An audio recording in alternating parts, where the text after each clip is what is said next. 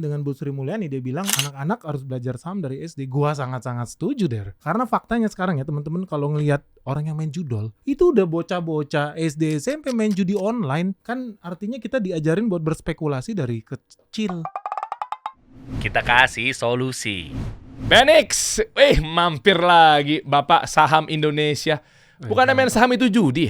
Wah, kata siapa? Wah, Ini harus hati-hati nih. Sebentar. Oh, ini ya? Oh. Ini kita boleh hati-hati dulu, disclaimer dulu bentar ya. Boleh. Pak Presiden, Pak Prabowo, izin Pak, boleh saya play videonya di sini karena untuk kebaikan bersama, karena obrolan kita sebenarnya nggak melulu di saham nantinya. Ini ada perkataan Bapak yang luar biasa.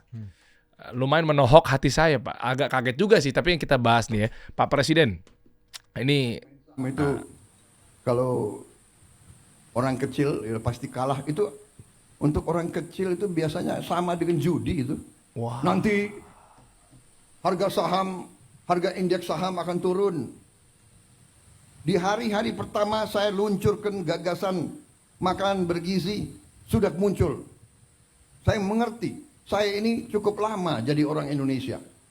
Nah sebenarnya gini bro, ini nggak juga melulu nanti kita bahas mengenai saham, tapi gue panggil lu sih sebenarnya lebih dari itu. Bahkan ini memang udah di bidang lu juga anyway gitu ya. Yeah. Karena di platform juga lu bahas mengenai saham apa segala macam.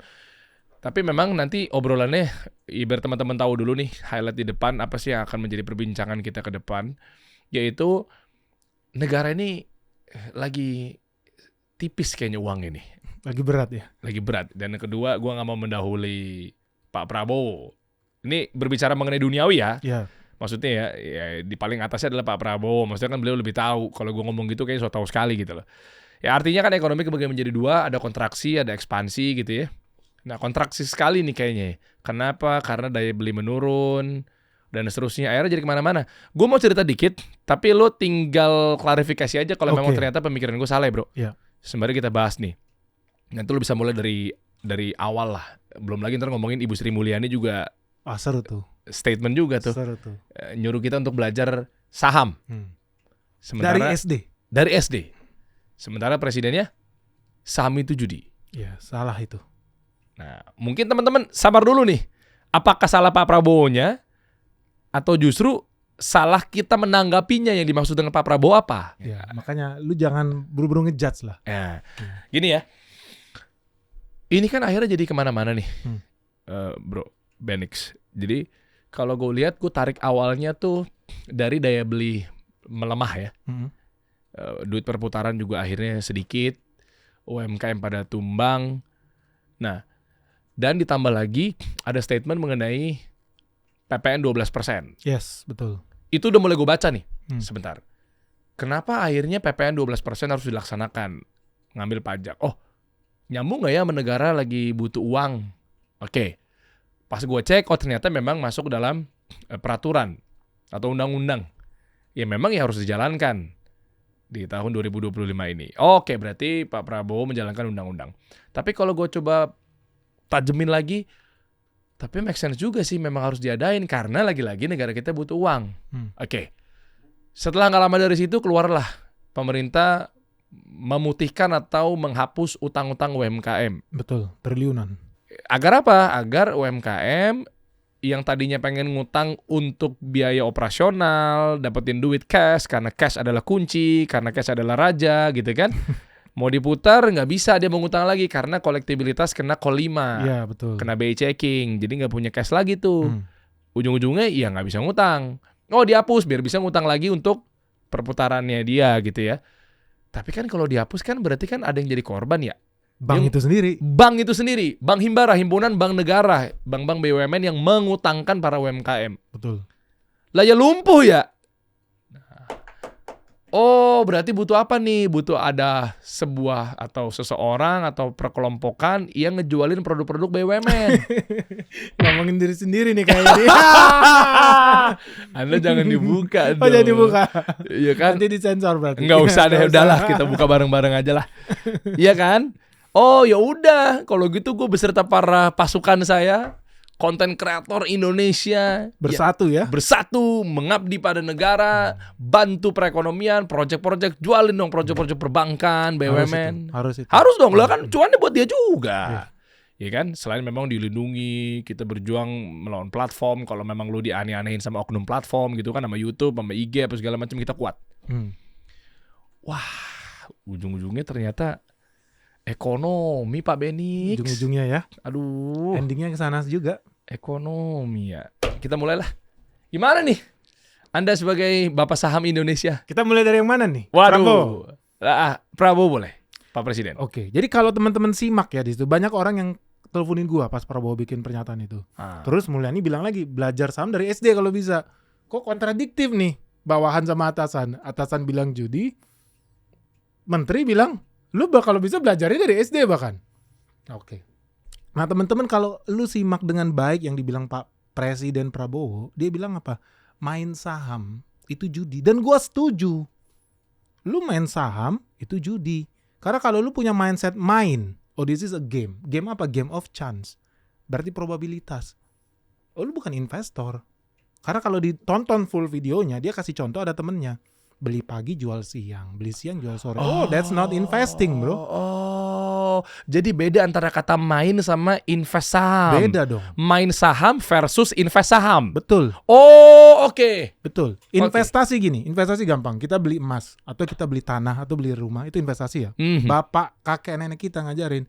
Beli rumah siang ini, beli tanah siang ini. Jualnya kapan?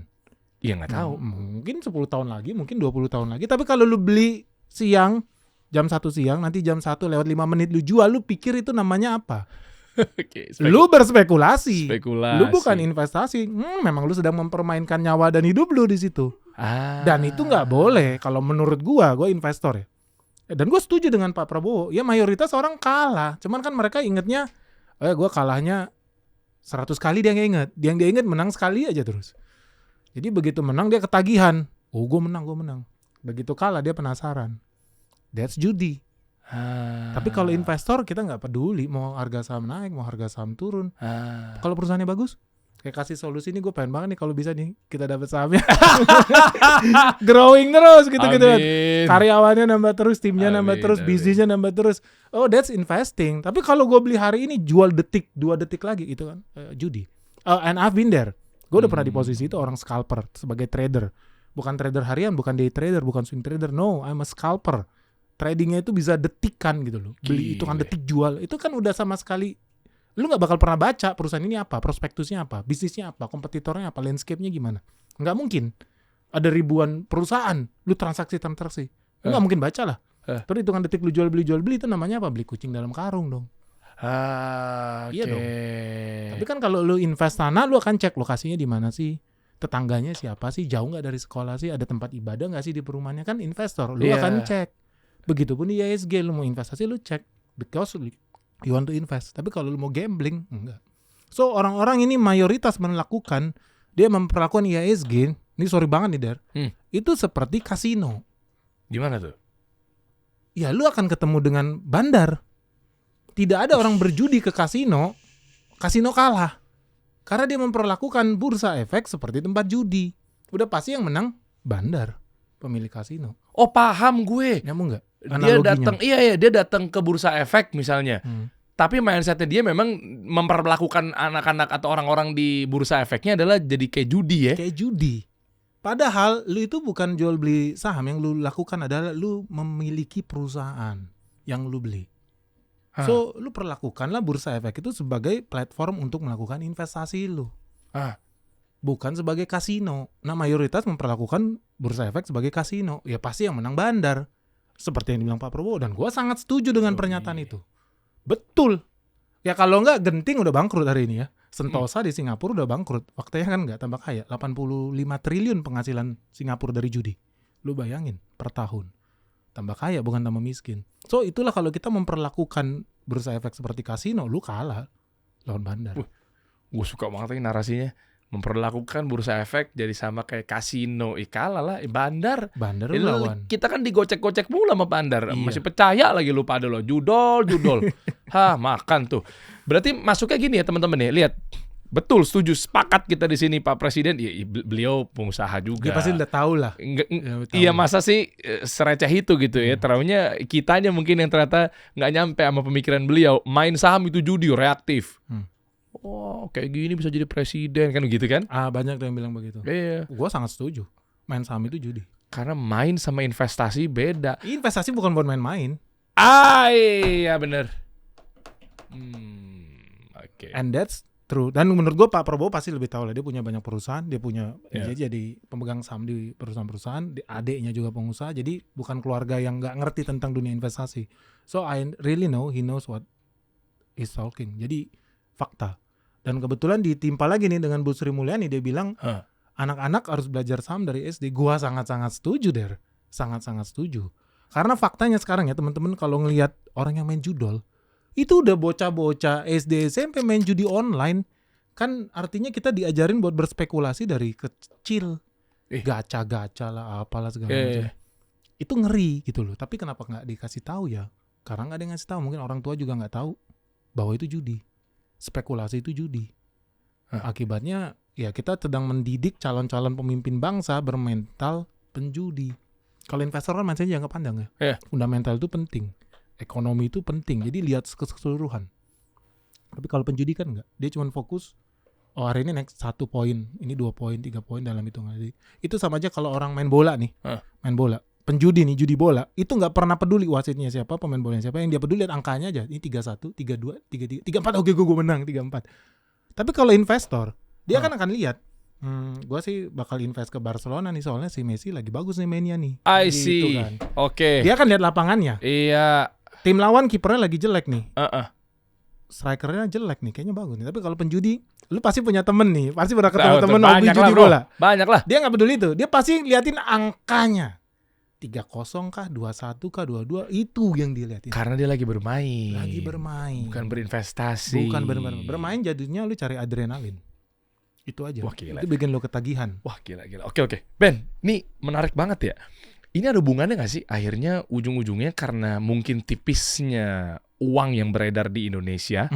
Sementara kan negara itu adalah harusnya menjadi cadangan uang yang berputar untuk likuiditas, subsidi, ya kan negara hadir di situ. Karena stakeholder siapa aja sih? Ada pemerintah, produsen, konsumen gitu kan. Macam-macam tuh. Nah, artinya kalau sampai akhirnya mungkin ada pajak dan lain sebagainya, karena ya kita ini udah tipis duitnya. Nah, maksud gua dengan adanya Ibu Sri Mulyani, Ibu Menteri kita terhormat, ini kan nyuruh kalau bisa anak-anak dari SD udah belajar saham. Maksud gua ini kalau ditarik semuanya, sebenarnya ini kondisi ekonomi kita ini lagi gimana sih, Ben? Maksud gua ini kayak jadi gua kayak yang diarahkan nih, gue yang ngomong nih. Jangan dibaca dong. Kalau gue ngomong kan kayaknya kurang etik. Kondisi gitu. Lagi seru. Iya, maksud gue kayak semuanya tuh lagi berlomba-lomba gimana caranya. Yuk kita bantu bareng-bareng, yuk cari duit, yuk gitu loh. Kayak ya tadi masalah PPN 12%, masalah dihapusnya utang negara, masalah ayo yuk mana nih komunitas-komunitas kita bikin sesuatu yuk gitu kan. Der lu katanya ada asosiasi nih Der, ayo kita ngobrol yuk kan jadi gitu ya. Iya. Apa ini, sih maksudnya ini? Nah ini penting nih. Jadi kita barusan bikin research, videonya belum sempat syuting.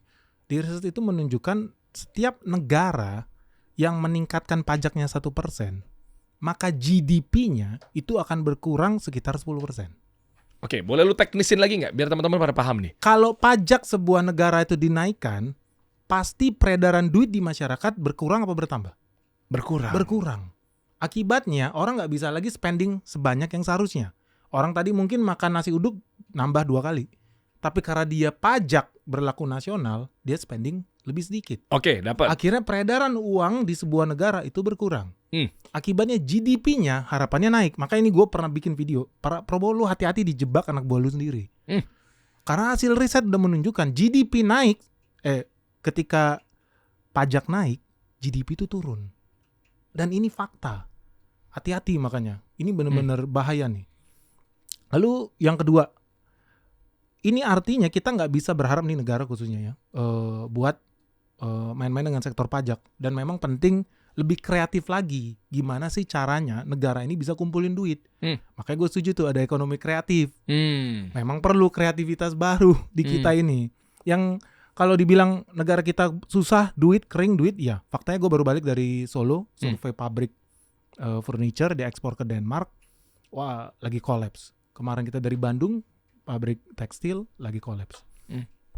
Mertua gue juga punya pabrik tekstil, ya lagi berat lah semuanya. Jadi memang betul duit itu lagi kering di bawah.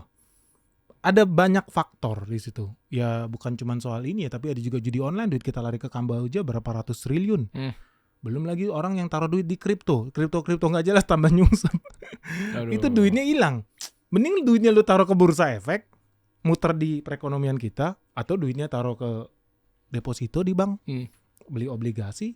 Itu udah jelas lah, itu masuk ke Indonesia juga kan. Tapi kan selama ini kita lihat banyak aktivitas-aktivitas yang menurut gua seharusnya nggak diizinkan.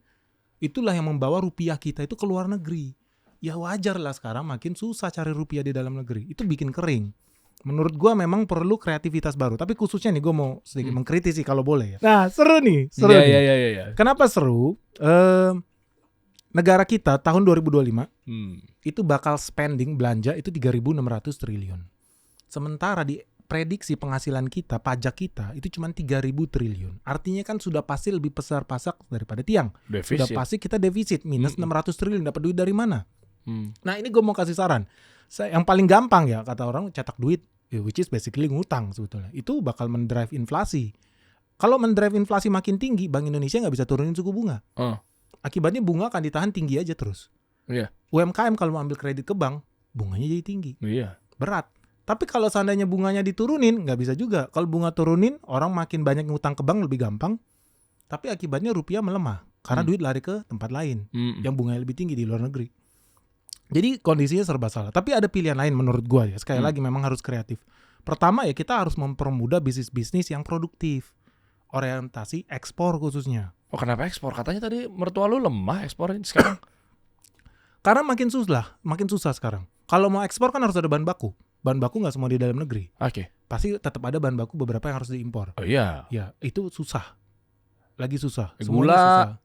Ya bukan cuma gula sih. Kalau dalam konteks tekstil kayak benang gitu kan ya. Oh oke. Katunnya. Gitu. Jadi itu perlu banget di Indonesia itu dipermudah jalur ekspor itu. Tapi sekarang semuanya yang mau ekspor aja pakai bayar dulu ke negara baru bisa ekspor. Lu bayangin deh. Orang mau ekspor harus bayar dulu sama negara. Menurut lu itu agak logis nggak? Untuk beberapa hal menurut gua logis. Contoh, ekspor batu bara tuh bayar royalti. Itu bisa sampai 13,5%, 13,5%. Ekspor sawit, ekspor coklat, lu wajib bayar. Lu bayar lu ekspor lu harus nyetor bro. Padahal lu mendatangkan dolar dari luar negeri gitu. Ya itu faktanya di negara ini. Tapi ya satu yang paling gua kritisi adalah di Indonesia itu orang yang bayar pajak itu jumlahnya sangat sedikit.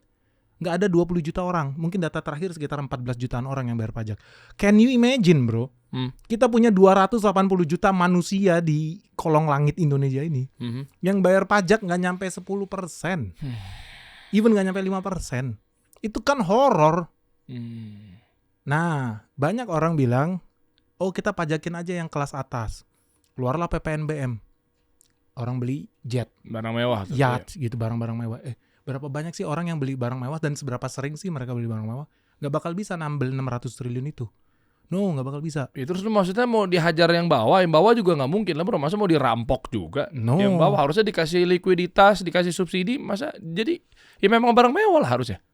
No. Jadi faktanya, ini gue bukan mau mengkritik Bang Somad ya, tukang sate dekat rumah gue ya, yang setahun bisa umroh sampai 2 kali ya. Wow. Enggak. Bukan itu.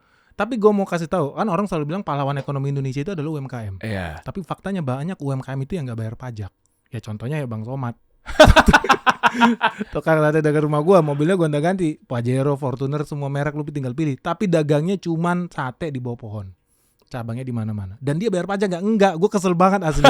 Kita semua bayar pajak nih. Somad, kelakuan lu Somad. Aduh. And that's a fact. Kemarin kita habis ketemu ada orang yang buka di depan pasar Blok M, gue buka aja di sini ya. Cuma jual dagang ayam potong. Di atas trotoar. Ini yang komplain sama gue karyawannya. Kenapa? Gitu loh, karena mereka harus dagang dari jam 3 pagi, gaji di bawah UMR. Jam 3 pagi sampai jam 9 tutup. Kan trotoar nanti diusir sama Blok M. Iya. Gue kesel banget nih Om Ben gitu. Memang bos gue ini salah satu yang di-mention di video lu. Emangnya kenapa emang bos lu? Datang jualan dari jam 3 pagi, gue tahu omzetnya per hari minimal 120 juta. Dahsyat, punya 3 titik. Ada di dekat Blok M, ada dekat Pasaraya, di mana? Dia nggak bayar pajak. Iya udah pasti. Kenapa? ya mereka selalu berdalih kita ini UMKM. Gila, tukang somai aja gue tahu ada banyak yang punya Alphard. Tukang somai punya Alphard dan gak bayar pajak. And that's saddening. Menurut gue sedih banget gitu loh. Gimana negara kita ini bisa bergerak sementara yang bayar pajak aja ya cuman lu gua nih. Karena mungkin karena kita lewat perusahaan ya. Iya, wajib potong dari Iyalah, gitu kan. Apalagi udah PKP, bro. Nah, udah PKP jadi wajib. Jadi artinya negara kita ini ditopang oleh kalangan karyawan dan buruh. Kalangan kelas menengah. 14 juta manusia harus gendong 280 juta manusia. Gila sih. Ngeri lah. Gila sih. Ngeri banget. Gila, ini baru kebuka nih semuanya. Ini ngeri nih, ini ngeri. Kalau orang yang lu ngomongin orang-orang kaya di atas lah, lu mungkin mau ngomongin grupnya si Salim lah, atau Unilever lah, atau Sampurna rokok gitu kan. Udah pasti bayar pajak, nggak usah lu suruh ngajar-ajarin bayar pajak lu orang-orang kaya pengusaha gede. Udah pasti bayar pajak bro. Udah nggak usah dibahas lagi tuh. Tapi orang selalu bilang tulang punggung ekonomi Indonesia itu bukan Unilever, bro. Tulang punggung ekonomi Indonesia itu UMKM. Sayangnya banyak UMKM ini kaya raya tidak terdeteksi karena jualan di atas trotoar whatsoever dan mereka nggak bayar pajak. Dan itu sangat sedih. Gimana ya? Kalau kondisinya begitu tuh, kan padahal bener ya, makin kebuka gue. Mereka ke data ya? Ke data, mereka itu udah di dalam kebun binatang bro. Itu yang mau ditembakin di dalam kebun binatang ya mereka itu. Lu bayangin yang punya Bank BCA gimana caranya dia nggak bayar pajak. Perusahaannya TBK, nanti dimarahin OJK, dimarahin Bursa Efek Indonesia, dimarahi Bank Indonesia. Begitu banyak orang yang melotot gitu loh. Belum lagi masuk Forbes. Iya, tapi Bang Somad siapa yang mau pelototin cuma masuk Forbes enggak gitu ya? Masuk Forbes enggak gitu. Gila, tapi ganti Pajero terus tiap tahun. Somad! Gue tadinya mau bilang sama lo, Bang Somad, I love you Somad, jadi nggak jadi gue. Somad aja dah, nggak usah pakai I love you-nya depannya. Ngeselin ya si Bang Somad ini ya. Tapi di mana sih? Di Cibubur ya? Ada di Cibubur. Tapi memang enak banget satenya. Oh iya gitu ya. Nggak mau beli gue. Percuma duitnya dari penjualan dari gue lu nggak bayarin, nggak setor negara. Lo kalau satu lagi lihat Bang Ali tuh lebih ngeri lagi. Bang Ali ada 17 cabang tuh emang enak banget sih bro. Tapi gue sedih juga sih yang lihat. Coba deh, edukasinya deh sebelum kita runut nanti ya. Gimana? Ke mereka yang tulang punggung keluarga 97%, 64,7 juta UMKM. Apa sih yang ditakuti? Apa menjadi momok ya kayak Allah yang kaya makin kaya? Lah kan dia juga kaya ya.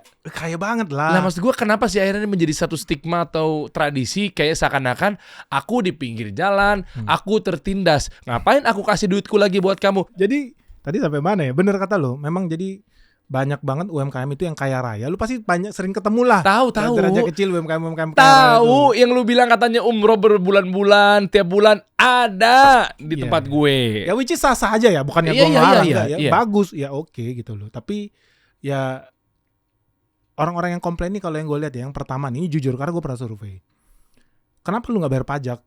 Pertama ribet dan repot.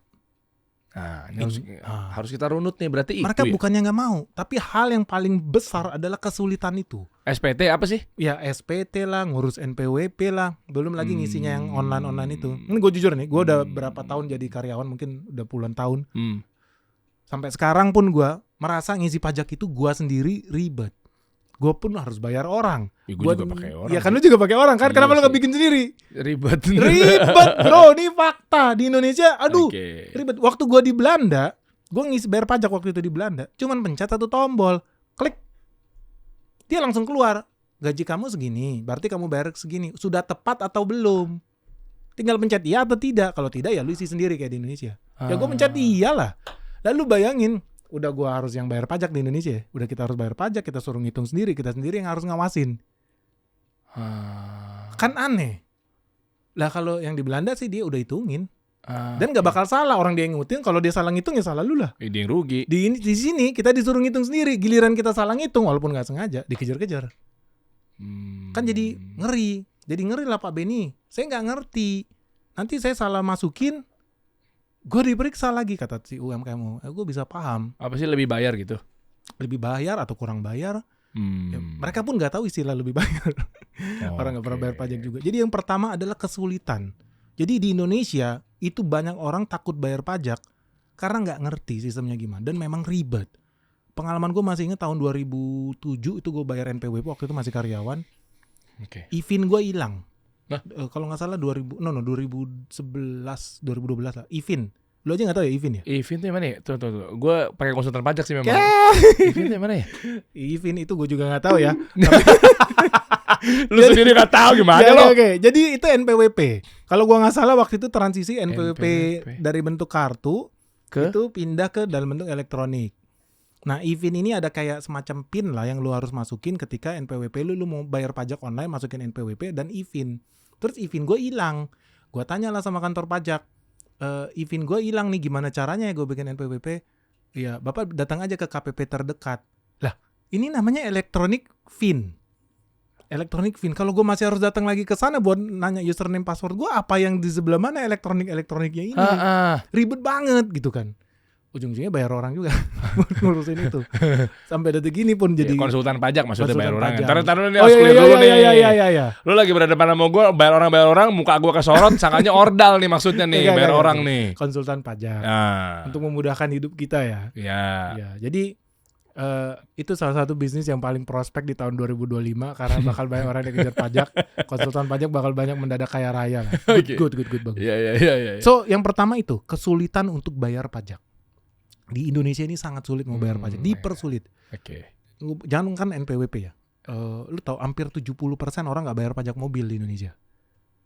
Lu merasa mahal ya bayar pajak mobil. 70% orang nggak bayar pajak mobil. Kenapa? Karena ribet. Gue tadinya nggak percaya. Sampai kemudian gue mau coba ngurus lah. Ada mobil di kantor, gue mau bayar, platnya dari luar daerah. Gue mau bayarin nih. Gue datang sendiri, gue mau ngetes. Karena anak buah gue ada yang, Pak mohon maaf saya izin ngapain? Mau bayar pajak beberapa jam, 1 hari Pak. Loh bayar pajak aja lu ngapain cuci 1 hari? Gak percaya gue, gak mungkin lu. Sampai gue alamin sendiri, gue tes. Ternyata karena mobilnya ini belum balik nama, kalau gak salah dari Surabaya atau apa, harus dibawa dulu ke Jakarta, harus kirim berkas lagi ke Surabaya, harus ada KTP orang Surabayanya, mobil pemilik lama dan lain sebagainya. Ujung-ujungnya 2 atau 3 hari baru bisa bayar tuh pajak. Kan geblek nih pikir gue. Dan itu pun pakai calo endingnya. Wah, gila ngakak sih gue sih. Jadi orang mau bayar pajak itu sulit, di Indonesia ini sulit. Ini fakta. Makanya gue apresiasi tuh ada beberapa program dari Polri yang ngilangin biaya balik nama tuh. Cuman ya itulah mengurangi produktivitas kita kan. Kalau karyawan dikit-dikit, cuti bikin KTP, bikin SIM, ngurus SR, kapan jalan perusahaan ini? Nah, yang ketiga menurut gue itu orang masih ragu karena pengelolaannya. Itu yang membuat mereka merasa maaf nih, apalagi yang fundamentalis banget ya. Ngapain gue mendukung rejim yang hobi korupsi ini? Gue nggak mau bagian dari itu. Ngapain gue begini begitu? Karena mereka udah antipati dulu dengan itu. Jadi 3 hal yang paling sering ketemu, mereka nggak percaya dengan pengelola negara. Itu gue nggak bisa komen karena gue juga. Tapi menurut gua kalau negara kita mau jalan ya memang lu harus bayar pajak. Nah, artinya kan berarti kan Pak Prabowo sekarang lagi ngebidik kali ya. Mungkin ya hitung-hitungan bodoh gua aja nih. Bisa nggak ya kira-kira untuk kayak urusan-urusan seperti itu dipangkas tak. Meskipun pasti kan akhirnya ada yang dikorbanin. Dikorbanin bukan berarti menyelamatkan hal-hal negatif ya. Pasti kan ya elah gua nggak ada project nih, ya elah gua nggak ada pungli nih kan gitu ya. Menurut lu bisa nggak sih kayak gitu? Bisa, kita harus punya IRS. Jadi IRS di Amerika Internal Revenue Service. Jadi di Indonesia ini yang nggak ada nih menurut gue yang itu bagian pengumpulan penerimaan pajaknya. Itu kurang inovatif. Metodenya dari dulu gitu. Akibatnya kan nggak masuk akal sih. 280 juta penduduk Indonesia yang bayar pajak cuma kita doang. 14 juta makhluk hidup. Suruh ngebopong mereka kan nggak fair. Iya dong, nggak fair dong. Iyalah. Nggak fair banget gitu loh. Nah ini memang harus ada departemen sendiri yang memang task force yang memang sangat-sangat ahli dan inovatif untuk melakukan kegiatan pengumpulan pajak ini. Memang perlu dibikin dan mereka memang harus kerjasama sama PPATK jadi bisa masuk ke rekening orang. Gua setuju. Bukan artinya kita mau jadi negara komunis, enggak. Tapi memang nggak masuk akal cuma 14 juta orang yang bayar pajak itu nggak masuk akal. Menurut gua ngeri. Negara nggak bisa gerak, kondisi kita nggak bisa gerak, nggak bisa kemana-mana, nggak bisa jadi negara maju. Itu ngeri lah. Nah di sisi lain ya tadi 3 PR itu bahwa ya mereka bingung caranya gimana. Yang kedua memang dipersulit, mau bayar pajak dipersulit. Yang ketiga ya mereka nggak percaya dengan pengelolaannya. Nah dari narasi tadi bro, anyway gue jadi kepikiran deh, balik lagi mungkin ke Ibu Menteri tadi, Ibu Sri Mulyani kan bilang katanya dari sejak dini kita harus belajar saham apa segala macamnya. Berarti jangan-jangan menjadi solusi nggak kalau negara ini jadi kayak Amerika bro? Jadi maksudnya banyak sekian 60-an% ya, yang mungkin orang-orang 62% ya, Iya. yang akhirnya Punya rekening saham. Itu akhirnya bisa dapetin duit, kita mandiri, duit berputar banyak gitu. Banyak orang pensiun jadi milioner gara-gara itu. Even guru sekolah, pemadam kebakaran, tukang sapu jalan di usia tuanya miliarder. Mungkin gak sih negara Indonesia digituin? Mungkin sekali. Ada nyambung gak sama tadi? Nah ini nih, Mendikbudmen buka peluang siswa SD belajar saham seperti usulan Sri Mulyani. Itu tuh gimana ya? Nyambung nggak sama kayak begini-begini? Akhirnya ujung-ujungnya kalau mau dicocok logikan kan mungkin nyambung-nyambung aja. Tapi mungkin lu bisa ngasih tau plus minusnya ketika kita belajar saham dari SD yang ujung-ujungnya menjadi kayak semacam rekening saham sendiri gitu, bro. Ya, banyak orang yang kritik gua ketika gua bilang gua setuju dengan pernyataan Sri Mulyani. Mereka bilang, ngaco lu Benix. Kenapa anak kecil diajarin berjudi? Ngapain diajarin jual beli saham? Situlah. Gitu-gitu kan. Enggak, gue mau bilang gini. Sekarang kita lihat Amerika tadi udah kita bahas 62%. Di bawah Amerika itu ada Singapura. Singapura itu 52%. Nah, di bawahnya Singapura itu ada Cina. Cina itu bahkan sekitar 40-an%. Teman-teman tahu nggak? Waktu itu gue pernah diundang di Guangdong. Di Guangdong di Cina, itu mereka ada program edukasi saham buat anak SD, SMP, SMA. Oh, really? Yes, mereka udah bagaimana cara bikin menyusun anggaran, budgeting, gimana cara bayar pajak, itu diajarin, dan gimana caranya melakukan transaksi saham, bagaimana mengevaluasi perusahaan, karena mereka benar-benar harus tahu dan mereka harus catat, hari ini ke sekolah belanja keluar berapa, uang jajanmu berapa, dari SD mereka udah diajarin itu. Singapura juga ada program namanya EcoSense kalau gua nggak salah, EcoSense itu di level kelas SMP. Jepang juga lakukan di SD dan SMP. Yang mereka lakukan apa? Bedanya kalau ini kan orang pendidikan dari guru. Iya. Belum tentu guru di Indonesia ngerti saham. Iya, Gue yakin sih mayoritas nggak ngerti saham. Jepang juga punya penyakit yang sama sekitar 20 tahun lalu. Jadi yang dia lakukan apa? Mereka undang banker. Jadi banker diundang ke SD, ke SMP, kan ada himbara segala macam. Mereka ngomong di situ, apa sih obligasi? Kenapa sih lu bisa mendukung perekonomian negara dengan membeli surat utang negara? Kenapa sih lu penting melakukan deposito? Apa sih bedanya? Jadi banker-banker itulah yang turun ke bawah ngajarin ke SD, SMP. Ini bisa di copy paste di kita. Ya Bank BRI punya ribuan cabang di Indonesia. Belum Bank BNI, Mandiri dan lain sebagainya. Jadi bukannya nggak mungkin kita bisa lakukan ini. Dan ini menurut gua harus segera di-push. Kalau nggak, makin banyak anak-anak SD kita yang punya mental judi online, mental ikut pinjol gitu loh. Dan yang lain sebagainya, makin lama makin banyak dan makin ekstrim. Kalau makin dini kita diajarin ini, gue makin happy. Di Jepang itu bahkan diajarin cara nyusun pajak. Makanya gue salah satu kesedihan gue pas gue SD gak diajarin cara bikin laporan pajak, cara ngisi SPT. Akibatnya sekarang gue harus keluar duit bayar konsultan pajak. Tapi gak cuma lo, gue juga gak ngerti. Gak ngerti. Puyeng. Tapi kan kita jatuhnya percaya-percaya aja, bro. Apa iya kita analisis? Bener gak sih PPh kita segini? Bener gak sih PPN kita segini? Iya juga ya. Kita cuman, ya udah. Bisa hemat berapa tahun ini pajaknya kan gitu doang. Iya. Kita nggak pernah tahu sebetulnya. Dan mungkin juga nggak ada waktu juga ya. Mendingan fokus yang kejar top line aja ya. Iya. Itu lebih seksi tuh. Lebih seksi. Tapi gue sangat setuju dengan pernyataan Bu Sri Mulyani. Memang dunia saham ini harus kita dukung, harus didukung penuh. Kalau enggak ya kita nggak bakal bisa jadi negara maju. Ya negara-negara maju itu bisa maju karena orang ekuitas, orang berinvestasi, bukan berspekulasi. No, mereka berinvestasi. Ya guru sekolah yang di Amerika, tukang sapu jalan, segala macam. Even Warren Buffett. Warren Buffett beli saham pertamanya itu umur 11 tahun. Dahsyat. Kan gila. Menang banyak kita kalau umur 11 tahun udah beli saham Bank BCA. Woi, puluhan ribu % cuangan kita hari ini. Tapi sayangnya orang tua kita kan nggak tahu. Ya udahlah itu history. Itu Warren Buffett umur 11 tahun udah beli saham. Walaupun cuma 3 lembar, harganya sekitar $30-an. Perusahaan utilitas. Jadi kayak PLN di sini lah. Sekarang PLN, PDA. Gimana nilai perusahaannya? Udah naik ribuan %. Udah dia bahkan sampai bikin perusahaan investasi sendiri. Oh wow. Iya. Salah satu kesedihan dia adalah ketika harga sahamnya naik dari $36 ke $40 dia jual sahamnya. Nggak lama setelah itu seminggu naik 2 kali lipat sahamnya. Di situ dia menyesal. Oh ngapain gue jadi trader? Gue mendingan jadi investor. Makanya lu juga sempat edukasi mengenai trading, main saham, jadi ke situ kan ya? Betul. Iya, mindset lu harus dibenerin dulu ketika investasi itu. Iya, tapi gue lihat memang mayoritas orang, termasuk kan gue juga ya, nggak langsung jadi investor. Merasa berspekulasi itu hal yang mulia gitu. Jalan pintas menuju kaya, jadi trader saham gitu. Oh, dulu gue orang yang lakukan itu, dan memang kebetulan juga cuan sih. Cuman ya dalam perjalanannya gue menemukan ini nggak bener. This is not the right investing methodology gitu loh. Barulah gue mulai belajar, oh yang bener itu begini investasi. Yang lebih bikin tenang, gak jantungan, gak sakau. Gue udah di level yang sakau. Kalau gak trading, itu sakau. Gile. Gemeteran gitu. Gemeteran bibir putih. Itu gue udah ngerasain. Hari Sabtu Minggu stres. Karena market tutup. Udah terbiasa jam 9 pagi mantengin.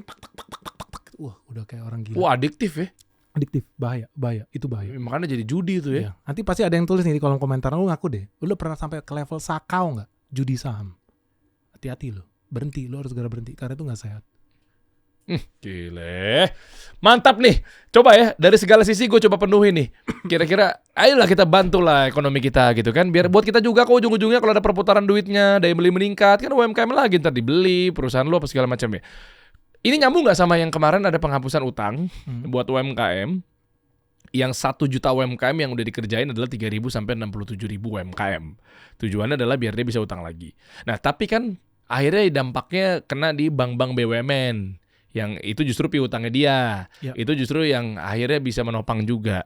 Nah, maksud gue adalah gue coba masuk ke ranah apa yang lagi gue perjuangkan, yaitu asosiasi konten kreator. Oke, gimana nih? Nah, ini kan kalau coba gue kawinkan antara konten kreator ketika sudah berasosiasi, udah kumpul, kuat, bareng-bareng, satu arah, satu nafas, satu komando gitu kan. Lalu ada hubungannya project-project dan berkolaborasi ngejualin produk-produk perbankan dan BUMN. Yang mana yang mereka pun juga butuh cash flow. Mereka pun juga harus surplus, punya cash gitu. Jadi ya UMKM tumbuh, dia punya uang untuk bisa operasional lagi, ekspansi lagi, pengembangan lagi dari utangnya misalnya.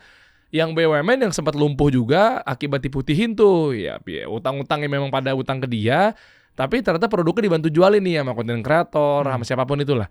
Maksud gue ujung-ujungnya bisa gak sih kalau ditarik lagi ke atas tuh, akhirnya perputaran ekonominya jadi lebih sehat lagi, daya beli meningkat lagi. Kalau memang ternyata lu punya satu insight mengenai kenapa konten kreator juga harus ditampung, di grooming, difasilitasi, dan lain sebagainya, harus jadi ngebut, roda perputaran jadi oke. Kalau emang itu, ya gue akan push gila-gilaan nih asosiasi konten kreator gitu loh bro. Kalau menurut gue perlu ada asosiasi konten kreator. Wah, itu perlu dan itu wajib. Itu wajib karena kalau enggak jadi liar. Itu kita juga sama-sama nggak mau lah. Orang bikin berita hoax di sana sini, manipulasi segala macam. Menurut gue bahaya lah. Justru gini ya, orang banyak yang salah paham. Konten kreator itu kenapa banyak yang anti ya, misalkan dilembagakan. Gambaran besar aja lah, lu ada media kayak Kompas atau yang kritis sekarang Tempo segala macam. Mereka punya dewan pers, mereka punya institusi yang mau nggak mau juga dinaungi sama negara dengan segala independensi yang diberikan. I mean, pers aja yang udah segitu besar, segitu tua aja masih mau berasosiasi. Oke. Nah, kenapa lu konten kreator nggak mau? Apakah karena mungkin lu pengen bandel? Justru tanda tanya ya, kenapa lu nggak mau diatur gitu? Iya, kenapa lu nggak mau diatur? Justru kalau kita sama-sama pengen menyajikan informasi yang bagus, berkualitas, ya justru harusnya di dalam sebuah wadah dong, yang memang lu juga jadi punya posisi tawar. Misalkan, bukan nggak mungkin lu tiba-tiba lu kena ban kayak si TikTok. Banyak orang di TikTok tiba-tiba di ban satu arah. Pemerintah komunis bilang apa ya A gitu kan. Tapi kalau lu punya wadah, YouTube tiba-tiba mau sikat lu misalkan, ada 2.000 orang nih nggak setuju dengan your policy, bisa nggak kita lawan? Bisa. Dan udah sering kejadian di negara-negara lain. Yang YouTube itu ngelarang, contoh gue pernah denger waktu itu YouTube Kids. YouTube Kids itu kalau ada YouTube Kids itu kan nggak bisa komentar orang di situ. Tapi waktu itu kalau begitu lu upload video Sonic Hedgehog itu, Sonic landak itu lu bakal kena ban. Kenapa? Kalau lu nggak bilang channel lu adalah YouTube Kids. Karena dikira lu seolah-olah mau memanipulasi anak-anak untuk nonton video lu. Yang mungkin konten dewasa atau apalah. Kan aneh, absurd gitu loh. Tapi di challenge. Gue lupa negaranya apa ya. Mungkin Argentina atau Brazil. Tapi waktu itu peristiwa yang viral lah pada saat itu. So, menurut gue asosiasi itu perlu. Kenapa? Karena lu kan YouTuber. Oh, iya, Pasti penghasilan lu dalam dolar dong. Iya. Menghasilkan devisa buat negara. Lu nggak Oke. pernah merasa ya jiwa lu, konten lu itu pahlawan ekonomi lu. Wow. Karena lu membawa dolar. Oke. That's the reality. Dibanding orang yang ya sorry to say, hobinya melakukan hal yang berlawanan, memperdagangkan rupiah makin lemah. Tapi kita bawa dolar dari luar negeri. Tapi lu gaji pegawai lu pakai apa? Rupiah. Iya, pakai rupiah, tapi kan gue dari dolar itu. Betul. Lu kan terimanya dolar. Iya, gue terima dolar. Dolarnya lu tuker rupiah. Iya. Lu kan eksportir sebenarnya. Oh, iya paham. Oke. You are an exporter of jasa. Iya. Iya, bukan cuma barang ekspor itu, tapi jasa juga ada. Nah, makin banyak ada orang yang begini, lu kaliin aja. Kalau ada 10.000 orang, let's say, dan makin banyak misalkan yang mau ya, lu tinggal kali aja. Berapa juta dolar yang kita bawa ke Indonesia? Itu posisi tawar, men. Oke, paham gua. Jadi negara jadi bisa punya uang Iya, karena kurang berputar lebih. di situ. Iya. Belum lagi ketika kita kuat, kita nyerang oknum-oknum platform Ya, maksudnya. nggak boleh sebut merek ya. Iya, Iya, iya kan. Iya. Nah, terus itu nanti kan ujung-ujungnya kan konten kreatornya kan dapat kue tuh. Iya. Nah, kan masa negara nggak dapat kue juga? Iya, Iya iya. kan konten kreatornya misalnya dapat 10 kuenya, ya kan. Negara kan bisa jadi 100, 200 kuenya. Oh, nah mungkin gara-gara taunya adalah mereka nih pengen bisa mengkritik pemerintah misalnya. Pengen bisa kita kan oposisi misalnya dan seterusnya. Ya kita memang independen, konten kreator kenapa diatur? Nah, maksud gue memungkinkan nggak atau mungkin gini? Ya mungkin lah, Tempo itu anggota pers bukan? Oh iya. Dia kritik pemerintah nggak? Apakah iya. hari ini dia di bredel ada yang kepalanya bocor gitu di pinggir jalan? Gua rasa enggak. Enggak ya. Enggak juga gitu loh. Jadi begitu menginduk pada pemerintah bukan berarti kayaknya ya kita nggak bisa independen lagi dong gitu ya. Iya, lu bisa tetap independen tapi ya tetap harus fair lah, jangan lu hoax. Itu aja. Kalau lu hoax lu di bredel gue sih setuju. Oke. Oke. Nah, cita-cita gue memang kayak bikin semacam kadinnya versi konten kreator. Gua rasa mendesak gitu, itu perlu. Menurut gue itu perlu banget. Oke, jadi Iya. benar-benar bermitra resmi, ada undang-undangnya, Iya. tapi bukan ngerubah undang-undang, jadi berarti harus peraturan presiden dong. Bisa peraturan presiden. Iya. Mendingan peraturan presiden bahkan. Hmm. Atau bisa dari permen yang terkait, permen Kominfo Iya. atau permen ekonomi kreatif. Hmm. Memang perlu ada payung hukumnya. Kalau nggak jadi organisasi tanpa bentuk, OTB nih. Yang Atau organisasi semua juga bisa, Organisasi, ilegal juga ya. Kayak Korea tuh dia kan menginduk pada pemerintah tuh. Iya. Mungkin Asosiasi. ketakut, mungkin maksudnya bukan Korea Utara ya. Bukan. Korsel. Korsel. Iya. Iya. Korea Selatan kan begitu. Jadi industri kreatifnya makanya ngebut banget karena satu komando, satu arah, di-push, dipayungi, ada pelatihannya, ada ini apa segala macamnya. Karena dia udah lihat loh, bro. Hmm. Industri ekonomi kreatif ya, khususnya konten kreator itu mendatangkan devisa Iya. buat negara. Di kita orang belum lihat itu, mungkin negara juga belum lihat itu. Mungkin Sri Mulyani nggak tahu penghasilan kita ini dalam dolar, bro. Iya juga ya. Iya kan? Iya juga Mungkin ya. kalau dia udah tahu dia dolar, kita ini pahlawan ekonomi. Iya. Atau yang kedua ada berita baru lagi. Apa? Kalau yang pertama kan Menteri Keuangan Sri Mulyani ingin anak SD mulai belajar saham. Nanti besok lagi keluar lagi Menteri Keuangan Sri Mulyani ingin anak SD belajar menjadi konten kreator. Cakep. Mantap tuh. Dan negara harus happy. Kenapa? Karena ketika konten creator, let's say ya, dari platform dia terima duit, itu langsung otomatis dipotong pajak. Iya. Nggak bisa berkelit loh kita. Iya. YouTube kan minta NPWP, Iya. minta faktur pajak. Oke. Lu nggak tahu, dia nggak ngurus nih berarti. Iya kan gue bilang gue ada konsultannya. Oh iya. Iya. Tapi bayar pajak, otomatis dipotong sama si YouTube. Kita nggak berkelit dan kita pasti bayar pajak. Nggak mungkin nggak bayar pajak YouTuber. Nggak mungkin. Wah gila. Ini udah kita kumpulin nih. Apalagi nih bro. Kira-kira yang untuk biar bisa negara ini punya uang, cadangan uang. Aduh, gemes banget, kesian Pak Lu Presiden. pengen banget nolongin ya? Pengen banget nolongin Gue gue. juga pengen banget bro. Makanya gue lagi berpikir untuk maju menjadi wali kota Pangkal Pinang. Woi, serius? Serius gak? Kenapa Pangkal Pinang? Karena dia kepulauan. Program-program gue hanya bisa dijalankan di daerah kepulauan. Supaya aktivitas ekonominya bisa terisolir. Oh, oke. Gitu.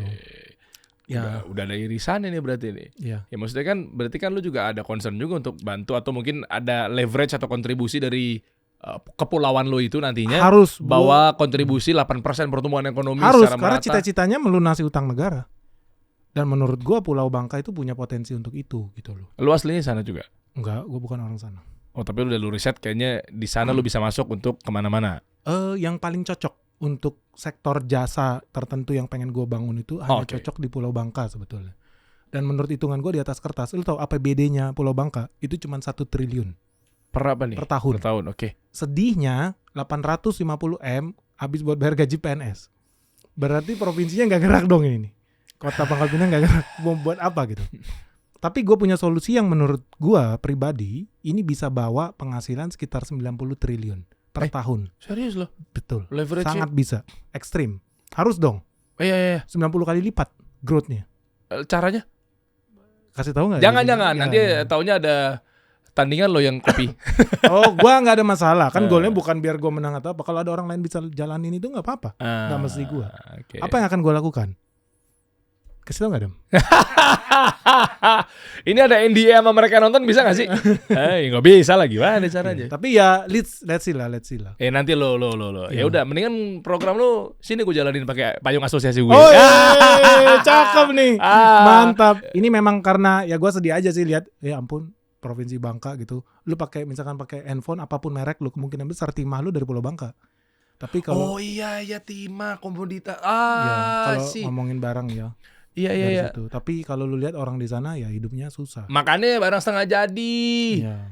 Timahnya jangan dijual begitu aja. Hilirisasi. Program Pak Jokowi yang kemarin tuh. Sekarang kan dilanjutin lagi tuh. Betul. Even Apple aja ngemis-ngemis biar bisa dapat timah dari Pulau Bangka. Oh, itu alasan Pak Budi Santoso, Menteri Perdagangan kita, kenapa akhirnya Apple masuk sini itu. Iya. Nah, sebentar, nyambung gak sih? Kan ini kan tema kita kan obrolannya kan ini kan insya Allah sangat daging, teman-teman sepakat gak ya kalau ada Benix mah? Ya artinya gimana caranya, yuk kita bantu pemerintah untuk datengin duit. Iya. Agar negara punya duit lagi. Betul. Kan simpelnya gitu. Betul. Apple berapa? Tuh, Apple sudah investasi 16 triliun, Ben.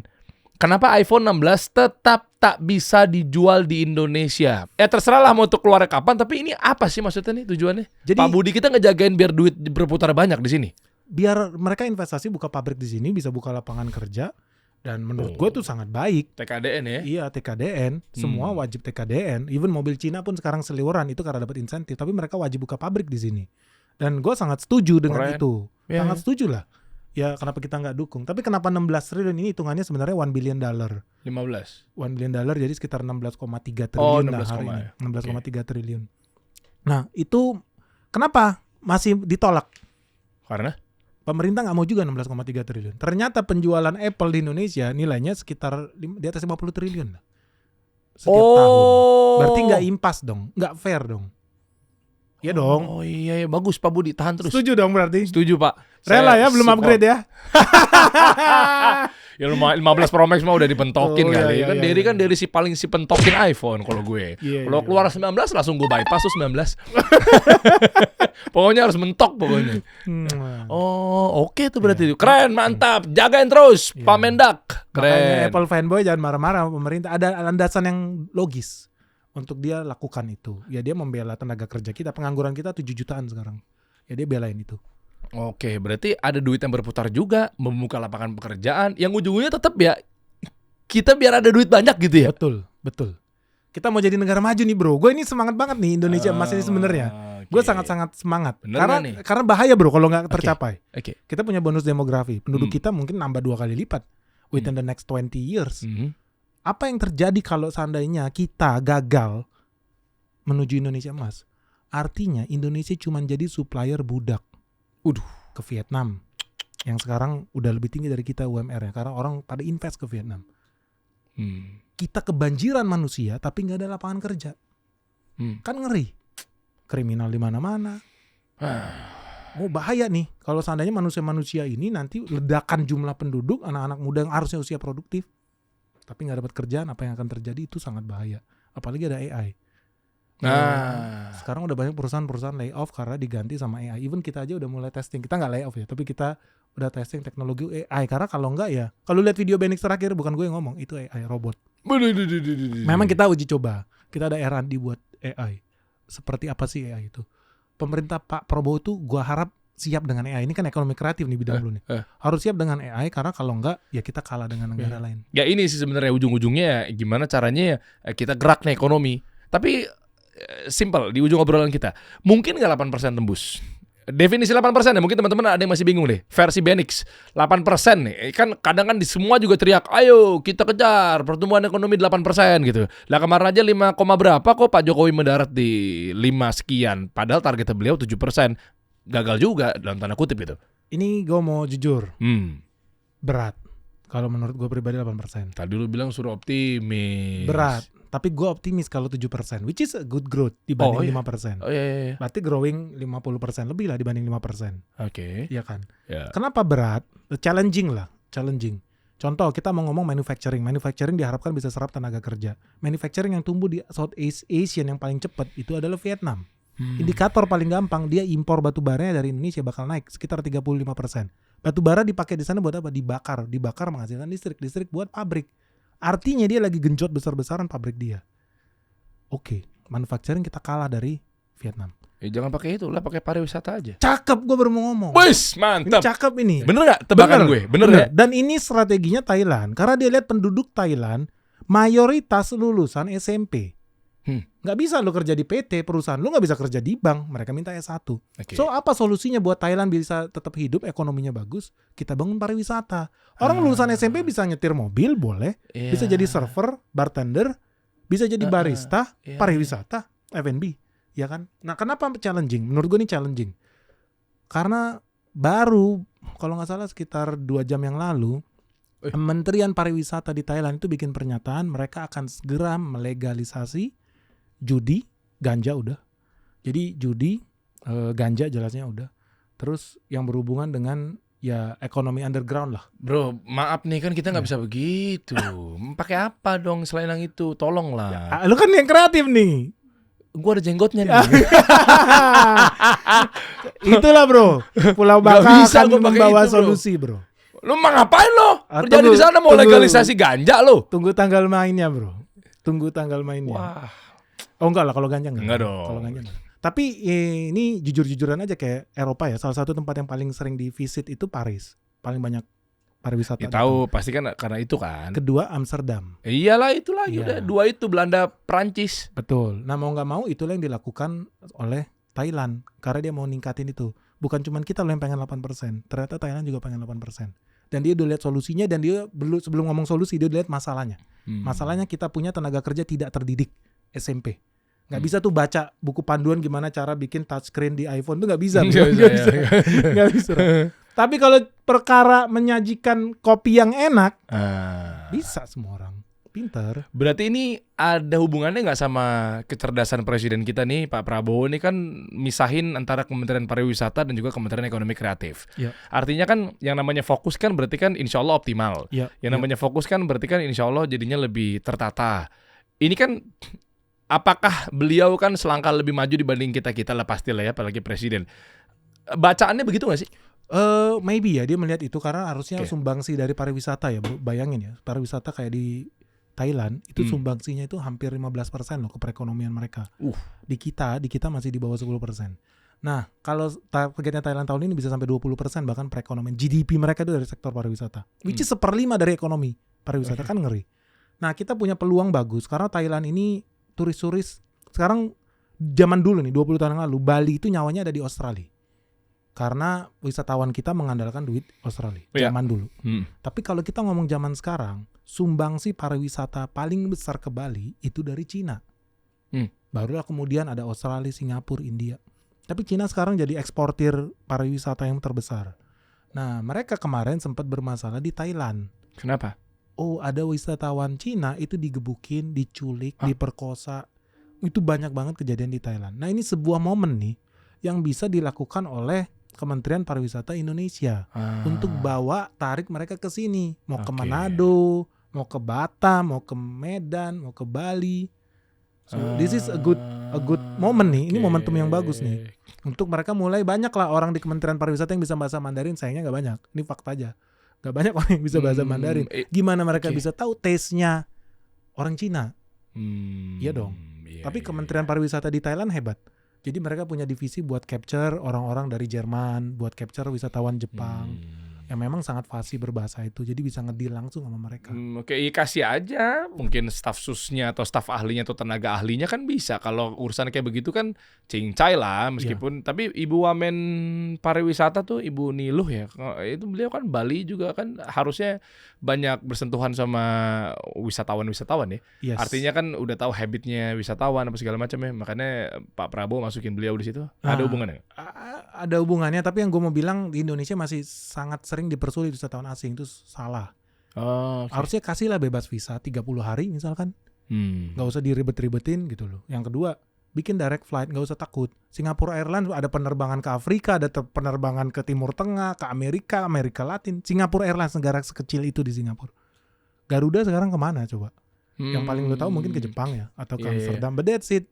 Kalau lo mau ke New Delhi apa bisa pakai Garuda. So interconnectivity, karena wisatawan Cina mau ke Indonesia nggak bisa berenang dia. Capek di tengah jalan. Iyalah. Mereka pasti naik pesawat ya. So ini logistik nih, ini harus diurusin nih. Bikin direct flight dari kota-kota besar tuh, Shanghai, Shenzhen. Iya bener, Saudi aja ngelihat peluang ya, begitu Al-Ula tinggi langsung dibikin. Ada mendarat langsung di Al-Ula bro. Direct. Gila. Taif. Kayak di kita mungkin kalau Mekah punya puncaknya itu namanya Taif.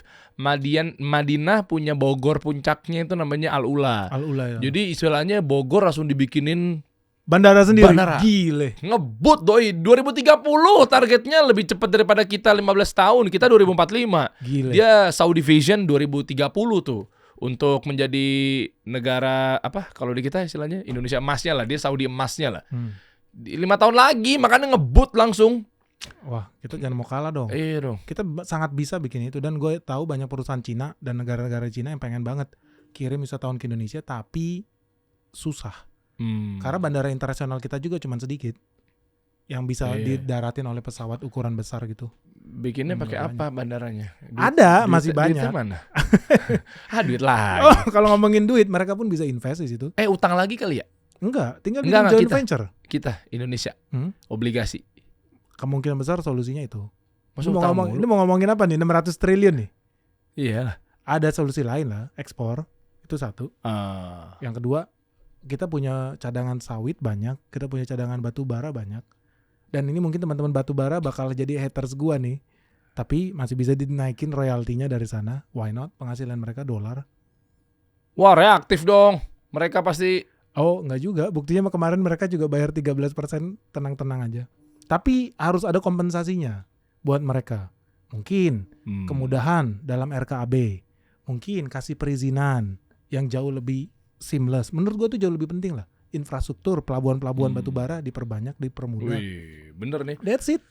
Mereka sih nggak ada masalah bro. Iya mereka baik-baik kok. Maksudnya coba deh ntar deh, saya banyak belajar dan diskusi sama Haji Isam. Sebenarnya mereka nggak ada masalah. Mereka nggak ada masalah. Yeah. Cuman ya yang penting jangan dipersulit lah ketika mereka berusaha. Itu. Gile, mantap nih. Mudah-mudahan nanti apa ya bisa dibilang. Ya kita sama-sama membantu negara kita nih jadi benar-benar mencapai Indonesia emas. Maksud gue mindset tuh coba deh. Maaf ya Pak Prabowo, saya mendahului Anda gitu ya. Mendahulinya adalah kalau lu misalnya gak suka sama para Prabowo-nya, gak suka sama wakil presidennya, gak suka sama para staf susnya, gak suka sama menteri-menterinya, apapun itu bentuknya lah. Ya udahlah, lu ya itu udah hak lu. Tapi minimal lu lupain dulu. Ayo kita bareng-bareng. Orang ujung-ujungnya juga kalau misalnya lu gak suka sama mereka-mereka semua, kalau negara ini tumbuh kan kita juga yang hidup ya. Betul. Itu aja, dagang lu jadi kebeli, daya beli meningkat, pengangguran jadinya akhirnya diturunin, lapangan pekerjaan jadi gampang. Maksud gue kadang, ya gue gak salahin juga sih, ini negara demokrasi, tapi kayak udah reaktif gitu loh. Ayo diajak bareng-bareng, enggak. Nah jadi gitu. Karena kan tujuannya juga Pak Prabowo ya, terlepas lu nyoblos siapa kemarin. Iya. Tujuannya kan baik, tujuannya kan bagus gitu loh. Yang kita support, kalau lu gak suka dengan pribadinya, maybe lu support cause-nya, lu support goal-nya, which is membangun Indonesia. Itu tugas kita semua. Siapapun lu, entah lu mau nyoblos nomor 1, 2, 3, membangun Indonesia itu tugas kita semua. Gila. Ya kita lakukan dengan baik sebisa mungkin. Karena negara ini terlalu besar kalau diurusin sendirian ya. Iya. Makanya kita butuh bareng-bareng. Makasih loh Pak Wali. Pak Wali Kota Pangkal Pinang. Iya kan kita aminkan lagi, kan kita nggak tahu ya kan. Ya minimal dari Wali Kota Pangkal Lidah lah. Oke, bumbu saus padang ya. Iya. Kita kasih solusi.